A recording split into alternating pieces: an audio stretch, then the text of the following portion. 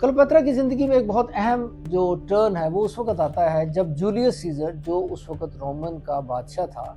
वो इजिप्ट की तरफ सफ़र करके इजिप्ट पहुंचता है। जो इजिप्ट था उस वक़्त एक छोटी पावर थी और रोमन जो थे वो एक बहुत बड़ी पावर थी। तो क्लेयोपेत्रा इस मौके का फ़ायदा उठाकर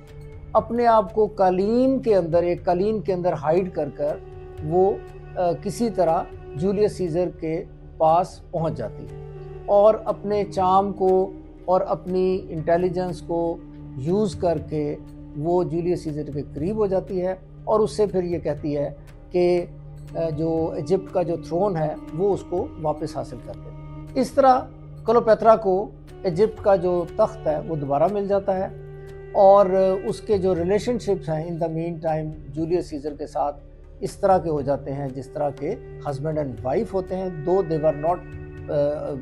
लीगली मैरिड, लेकिन जूलियस सीज़र से फिर क्लेयोपेत्रा के यहाँ एक बच्चा पैदा होता है जिसका नाम रखा जाता है सिजेरियन, जूलियस सीज़र के नाम के साथ, यानी सीज़र का बेटा।